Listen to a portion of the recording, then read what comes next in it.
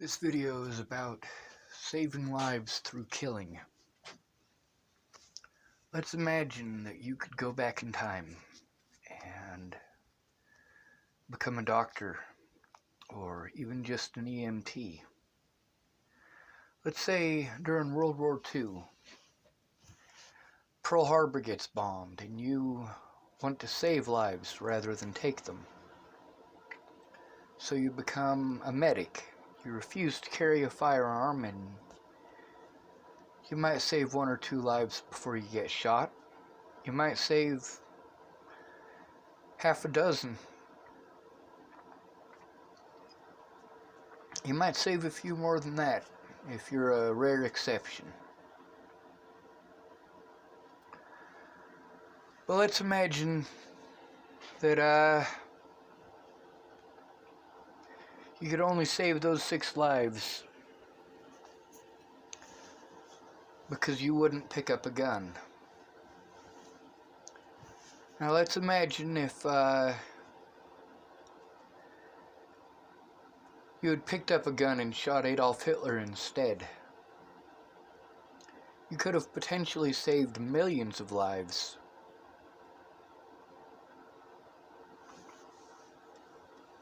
There's a lot of people who died in World War II, but the killing started before the war.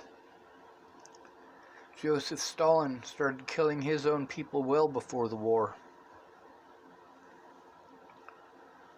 Let's imagine you went back in time and you shot Joseph Stalin before he could do that to all of those people. If you'd have done that, Russia would have had the first jet engine. You would have had the polio vaccine. Joseph Stalin killed the greatest minds in Russian history. Just like Adolf Hitler did in the Jewish people that he destroyed and killed. Those he had imprisoned. The United States was a bit different at the time. We weren't the great naval power or superpower that Great Britain was.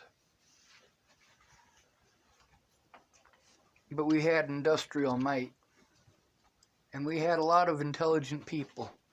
People that Adolf Hitler ran off.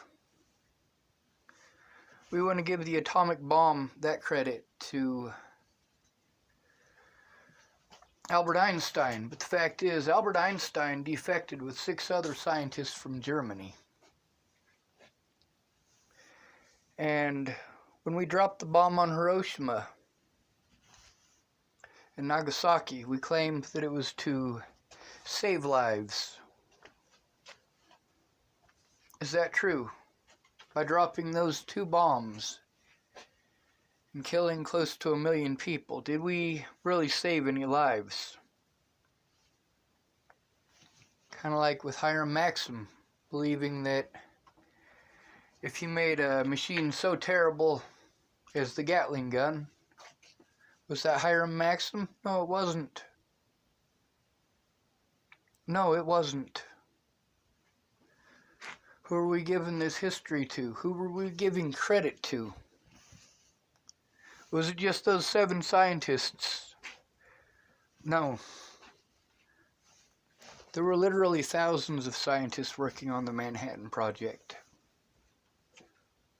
And when it comes to the Gatling gun, the man who invented it, he thought if he made the Gatling gun, he would make the proposition of war so terrible that no one would ever dare fight again. That's the world we live in today. We have allowed bureaucracy to destroy the finest minds in the land. There are a lot of people throughout history who were autistic, had Asperger's in specific, which, if you look back at the definitions, mild autism is not the same thing as Asperger's. Asperger's is a gift. Albert Einstein. There's a man who is autistic. Nikola Tesla, there's a man who is autistic. Leonardo da Vinci was likely autistic as well. Many people throughout history were different. In American society, we have a society built on sex and drugs and drama and destroying the lives of others.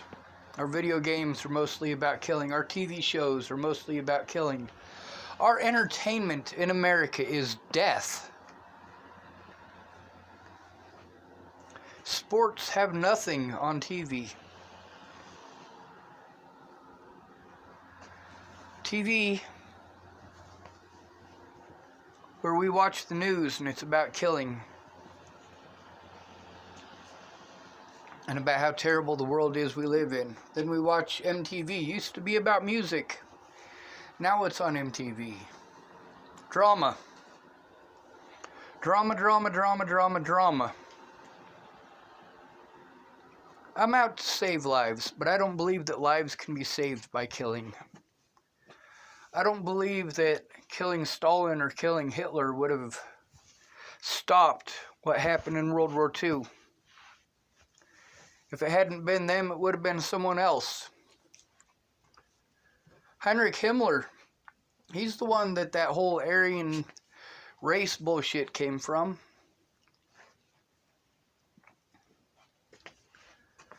But we blame Hitler for all of it. Hitler was a terrible man, so was Heinrich Himmler. But there were thousands of other people in Germany who could have taken power who were just as evil, just as twisted. Not all of them blame the Jews. Some of them blame the Polish. Some of them blame the Russians. Some of them blamed America. Some of them blame Kaiser Wilhelm II.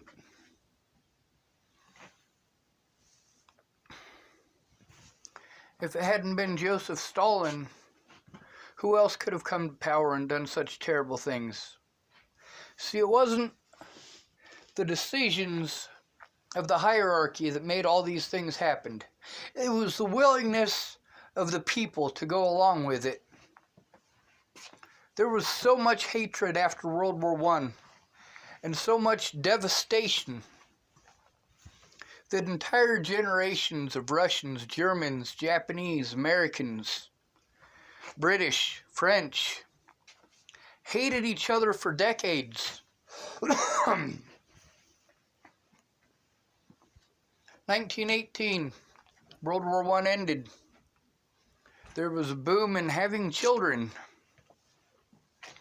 20 years later, those children would be at war with the same hatred. A lot of them made orphans before they were even born because of World War I. Many of them taught by their parents who fought in those wars what terrible people these other nations were. How terrible they are because they had lost a brother or a father, a husband. And they passed this hatred on to their children who fought in World War II.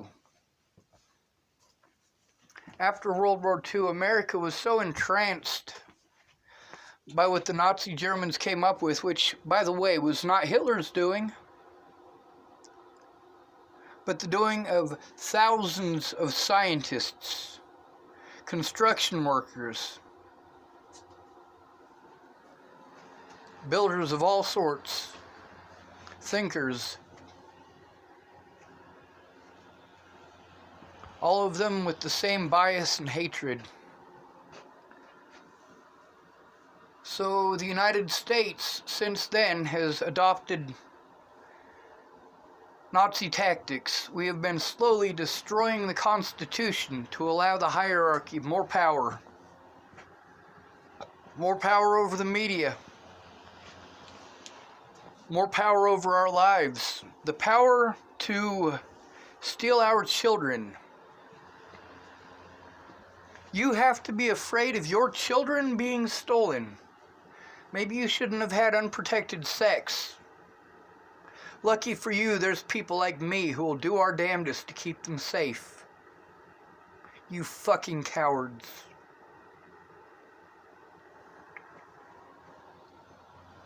War does not bring peace. It brings death.